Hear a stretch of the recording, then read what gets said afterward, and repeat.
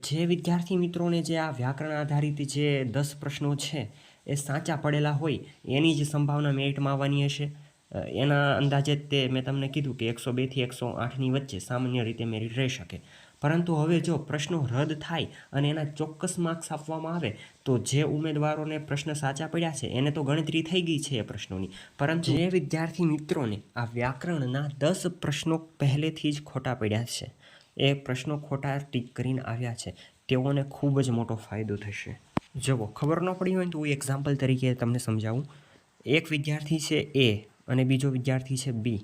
તો વિદ્યાર્થી એ છે એની મેરિટ કેટલા 110 માર્ક્સનું બને છે અને વિદ્યાર્થી બી છે એની મેરિટ 105 માર્ક્સનું બને છે.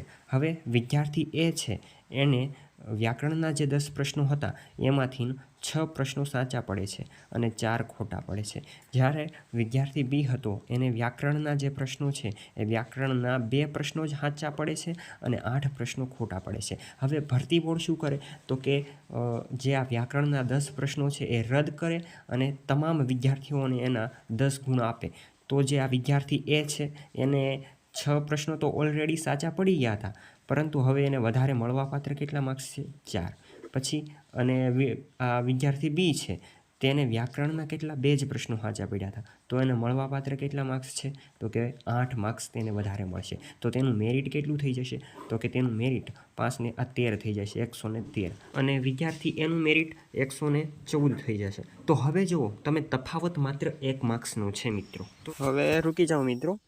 તો આ જોઈને વિદ્યાર્થી મિત્રોનો સવાલ હતો, આ મેં પાછલો વિડીયો મૂક્યો હતો, પણ આ જોઈને વિદ્યાર્થી મિત્રોનો સવાલ હતો કે 1 માર્ક્સનો ફરક કઈ રીતે ભાઈ? કાંઈ આવી થોડી રીતે માર્ક્સ આપવામાં આવશે, આવી રીતે થોડી કંઈ માર્ક્સ આપવામાં આવશે ભાઈ, આવું થોડું કાંઈ હાલે. તો જો મિત્રો, હું તમને એક સજેશન આપી દઉં. જો પ્રશ્નો રદ થશે ને, અથવા તો પ્રશ્ન રદ ન થાય, અથવા તો બધાને 10 માર્ક્સનું ગ્રેસિંગ મળે ને, તો કોને ફાયદો છે ખબર છે? જો પ્રશ્ન રદ થાય તો અને માર્ક્સ મળે તો જે માત્ર વિદ્યાર્થીઓને વ્યાકરણના જે પ્રશ્નો છે ને એ 8, 7, 10 જેવા 10 આટલા બધા પ્રશ્નો જેને વધારે પ્રશ્નો આ 10 માર્ક્સમાંથી ખોટા પડ્યા હોય ને એ વિદ્યાર્થી મિત્રોને ખૂબ ફાયદો છે. બાકી જો આ 10 પ્રશ્નો રદ ન કરે અને છતાં તમારે પાઠ એમાં ન થતા હોય ને તો એ ક્યાંક ને ક્યાંક આપણી તૈયારીની ખામી હોય છે મિત્રો. હવે ભરતી બોર્ડ છે એ એવું વિચારી રહ્યું છે મિત્રો કે જો કાંઈ પેપરમાં ફેરફાર કર્યા વગરના 12,000 થઈ જતા હોય, તેઓની જેટલી જગ્યા બહાર પાડેલી તેટલા ઉમેદવારો થઈ જતા હોય, તો આમાં કાંઈ ફેરફાર ન કરવો.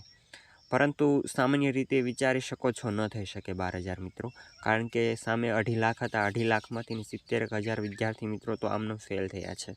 તો સામે મેરિટ પણ ક્યાંક ને ક્યાંક નીચું જશે અને 12,000 તો નહીં થાય, 5,000 જેવા થઈ જાય તો પણ શું, બાકીના 7,000 પાછળ આમનામ પડ્યા. તો એના માટે ક્યાંક ને ક્યાંક ફેરફારો તો આવશે જ મિત્રો. ફાઇનલ આન્સર કી આવવા દો. ફાઇનલ આન્સર કી છે એ 15 જુલાઈ સુધીમાં કહે છે, ત્યાં સુધીમાં આવી જાય તો સારું. બાકી પ્રશ્ન તો રદ થશે, અને જો પ્રશ્નો રદ થશે તો મેં કીધું એમ ફાયદો કોને થશે? જેને વ્યાકરણના પ્રશ્નો છે એ ખોટા પડ્યા છે અને પાર્ટ બીમાં જે જૈન ધર્મ કયા નામ પરથી ઉતરી આવ્યું હતું અને નર્મદા નદીની કેનાલ છે, નદીની મુખ્ય કેનાલ, એ પ્રશ્ન રદ થઈ શકે, કારણ કે આ 2 પ્રશ્નોમાં ભૂલ હતી. જવાબ આવતો હતો બીજો, પણ આન્સર હતો નહીં કંઈ ઓપ્શનમાં. પરંતુ બીજી એક વાત કરી દઉં, જો પ્રશ્નો રદ થાય અને માર્ક્સ જ ન આપવામાં આવે તો કોને ફાયદો છે? તો કે જે વિદ્યાર્થી મિત્રોને આ જે 10 માર્ક્સના જે વ્યાકરણના પ્રશ્નો છે એ નથી આવડ્યા, અથવા તો એને ક્યાંક ને ક્યાંક ઓછા આવડ્યા છે, 2 થી 3 માર્ક્સ જ છે અને 7 ખોટા પડ્યા છે, તો માર્ક્સ જ ન આપવામાં આવે તો વિદ્યાર્થી મિત્રો, એવા વિદ્યાર્થીને ખૂબ જ ફાયદો થશે. કારણ કે ઓફકોર્સલી તમારેમાંથી જે 2 થી 3 જ પ્રશ્નો સાચા પડ્યા છે, સામાન્ય વિદ્યાર્થીને 6 થી 7 પ્રશ્નો સાચા પડ્યા છે, તો તમને એના 6 થી 7 માર્ક્સ જશે અને તમારા 2 થી 3 જ જશે, એટલે ઓટોમેટિક મેરિટ નીચું આવવાનું છે મિત્રો. તો કન્ડિશન પ્રમાણે તમે સમજી શકો મિત્રો. જો પ્રશ્નો રદ થાય અને તેના માર્ક્સ આપવામાં આવે, અથવા તો પ્રશ્ન રદ થાય અને તેના માર્ક્સ ન આપવામાં આવે, તો અલગ અલગ ઉમેદવારો પ્રમાણે બધાને ફાયદો થવાનો છે. ઓકે, બાકી આવી રીતે જ માર્ક્સ મળવાના છે મિત્રો. માહિતી સારી લાગી હોય તો મિત્રો વિડીયોને લાઇક કરી દેજો અને ચેનલને સબસ્ક્રાઈબ કરી દેજો. મળીએ આપણે નવા જ વિડીયોમાં.